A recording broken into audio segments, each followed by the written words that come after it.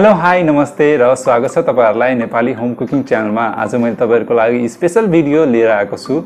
समोसा त सबैलाई मन पर्छ, तर मैले आज तपाईहरुको लागि रिङ समोसाको रेसिपी लिएर आएको छु। यो अलिक स्पेशल तरिकाको समोसा हो। तपाईहरुलाई मैले यो भिडियोमा सबै टिप्स एन्ड ट्रिक्सहरु पनि भनेको छु र त्यसैगरी तपाईहरुले यो रेसिपी राम्रोसँग बनाउन सक्नुहुनेछ। र यदि तपाईहरुले मेरो भिडियो राम्रो लाग्छ भने मेरो भिडियोलाई लाइक र शेयर गरिदिनु होला साथीभाइहरुसँग र मेरो च्यानललाई सब्स्क्राइब गर्न चाहिँ नबिर्सिनु होला। र सुरु गरौँ है त।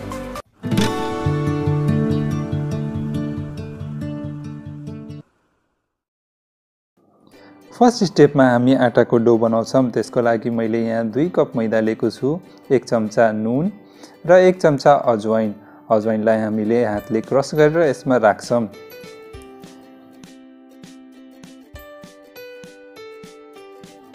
त्यसपछि मैले 1/4 कप यहाँ तेल लिएको छु। यो तेल मैले नर्मल रिफाइन्ड ओइल लिएको छु। यसलाई यो पिठोमा राख्ने, त्यसपछि हातले यसलाई मिक्स गर्नु होला।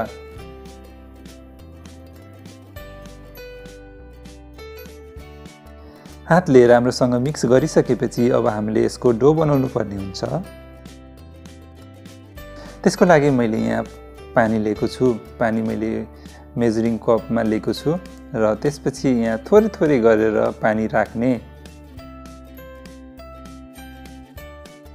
हामीले यो पिठो चाहिँ अलिक टाइट बनाउनु पर्ने हुन्छ, धेरै गिलो नपार्नु होला र थोरै थोरै पानी गरेर यसलाई मुछ्नु होला। तपाईहरु कुन ठाउँदेखि मेरो यो भिडियो हेरिराख्नु भएको छ तल कमेन्ट बक्समा गएर एकचोटी कमेन्ट गरिदिनु होला। त्यही भएर मलाई थाहा हुन्छ मेरो भिडियो कहाँ र कुन ठाउँमा हेरिराख्नु भएको छ भनेर।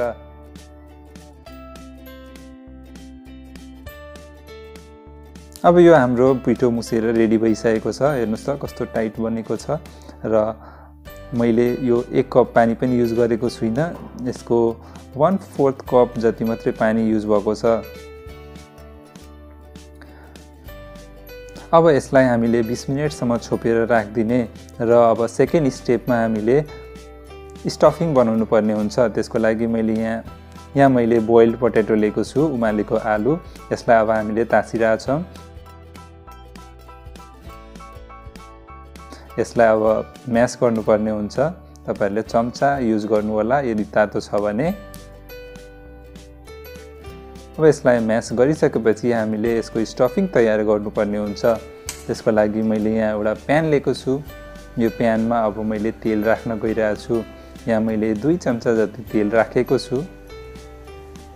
अब यसमा मैले काँचो खुर्सानी राखेको छु। त्यसपछि मैले यहाँ 1 चम्चा जति अदुवा ग्रेटेड लिएको छु। अदुवालाई मैले ग्रेट गरेको छु। या तपाईहरुले पेस्ट पनि लिन सक्नुहुनेछ।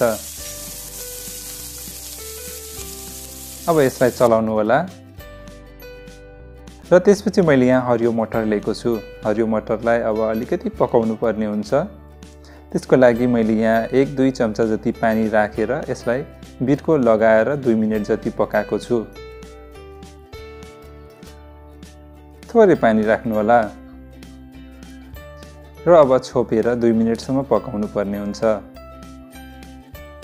2 मिनेट भइसक्यो र हाम्रो यो मटर अलिअलि पाकिसकेको छ।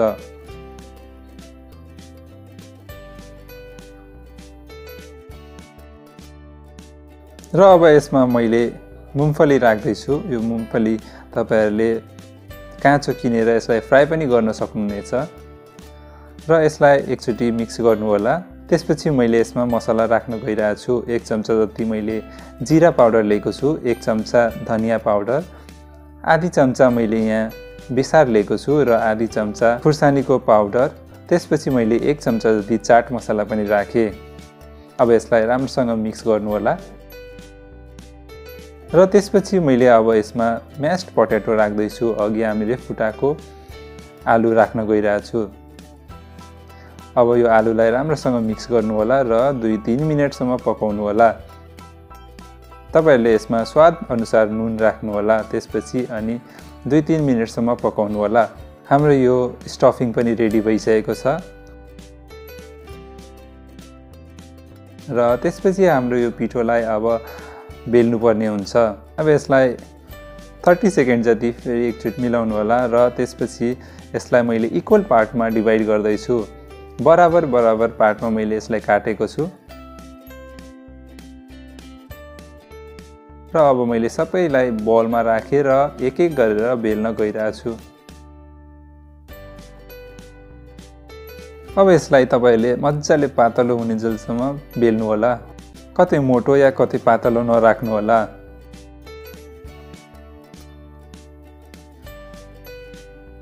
यसरी मैले बेलेर तयार पारिसकेको छु। यसको लम्बाइ चाहिँ अलिक बढी हुनुपर्छ र चौडाइ चाहिँ अलिकति कम र यसको साइडबाट मैले भाग काटेको छु। यो भाग हामीले पछि काम लाग्छ, म पछि भन्छु तपाईलाई। र त्यसपछि अब पछाडिको भागले यसलाई छोप्नु होला। अब हामीले यो स्टफिङलाई छोपिसकेको छौं र अब अगाडिको भागलाई हामीले चाकुले काट्नुपर्ने हुन्छ। हामीले पुरा काट्दैनौं, एन्डमा चाहिँ अलिकति टाँसेकै छोड्दिन्छौं, बीचमा मात्रै हामी काट्छौं 1 सेन्टिमिटरको डिफरेन्समा। त्यसपछि यसलाई अब रोल गर्नु होला, एक दुई चोटी मजाले रोल गर्नु होला, त्यही भएर यो टाँसिन्छ। अनि त्यसपछि अब हामीले यसलाई गोलो पार्नुपर्ने हुन्छ। गोलो पारेर यसको यो जोइन्टहरुलाई टाँस्नुपर्ने हुन्छ। त्यसको लागि मैले यहाँ मैदाको पेस्ट बनाएको छु। यो मैदाको पेस्ट बनाएर यसको दुईटै मुखमा अलिकति लगाउनु होला र अघि हामीले काटेको साइडको भाग चाहिँ अब काम लाग्छ। यसको यो दुईटै मुख हामीले जोइन गर्छौं। त्यसपछि अघिको भाग चाहिँ हामी लिन्छौं र यसमा अलिकति पेस्ट लगाउँछौं। यो मैदाको पेस्ट हो।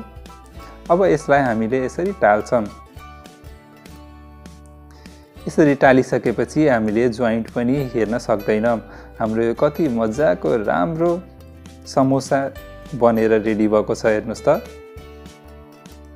अब यस्तै गरी हामीले अरु समोसा पनि रेडी पार्छौं। त्यसपछि फ्राई गर्छौं।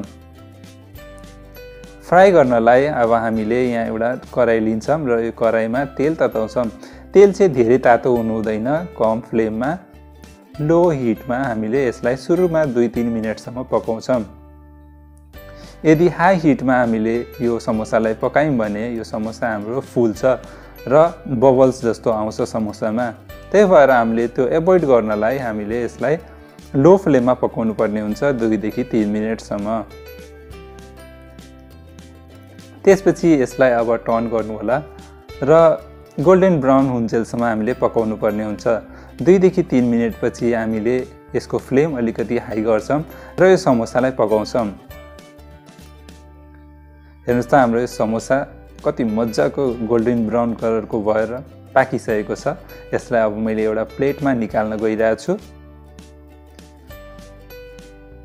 यो समोसा हेर्दै लोभलाग्दो जस्तो भएको छ, कति राम्रो समोसा बनेको छ।